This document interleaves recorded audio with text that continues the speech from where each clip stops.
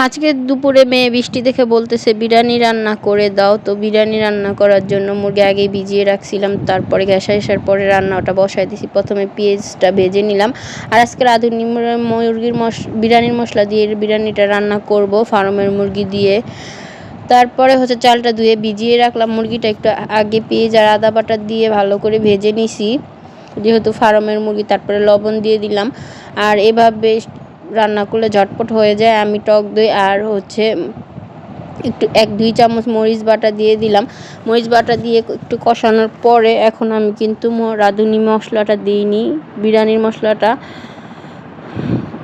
তো এই তো রাঁধুনি মশলাটা দিয়ে দেওয়ার পরে হচ্ছে এখন টক দই দিয়ে ভালো করে আলুটাকে কষিয়ে নিছি,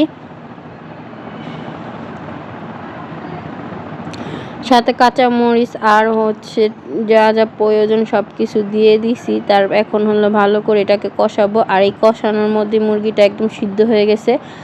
আর আমি সবসময় এভাবে বিরিয়ানিটা রান্না করি। আর বিরিয়ানিটা পুরো এত ঘ্রাণ আসছিল, পাশের রুম থেকেও বলতেছিল বিরিয়ানি খেয়ে রান্না করতেছে।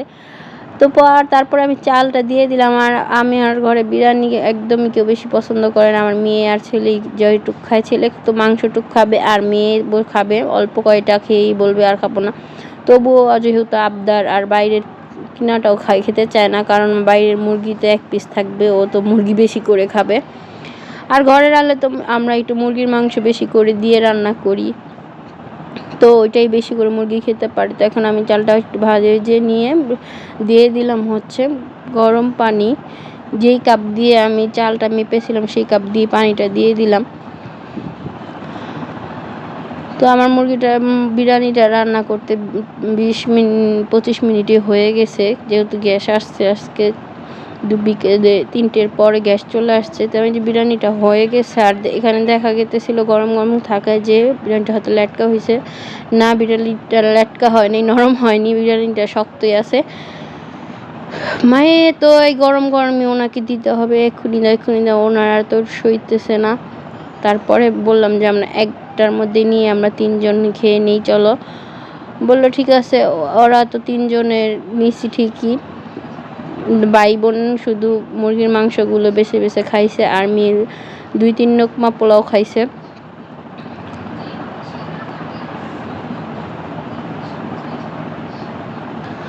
তো আমি পোলাওটাকে বারবার করে নেড়ে দিতেছিলাম, এই তো হয়ে গেছে। এখন মেয়েকে দিয়ে দিতেছিলাম, মেয়ে গরম গরমই খাবে। আর গরম থাকাকালীন একটু লেটকা লেটকা মনে হইতেছে, কিন্তু পোলাওটা একদম ঝরঝরা হয়েছে। বিরিয়ানিটা সাথে একটা ডিম সিদ্ধ করে দিয়ে দিছি।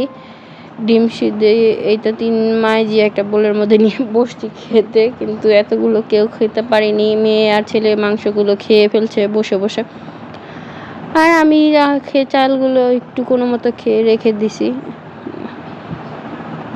তো আপনাদের আমার ভিডিওটা ভালো লাগে প্লিজ আমার চ্যানেল পেজটা ফলো দিয়ে দিবেন, আর আমার চ্যানেলটা সাবস্ক্রাইব করে দিবেন।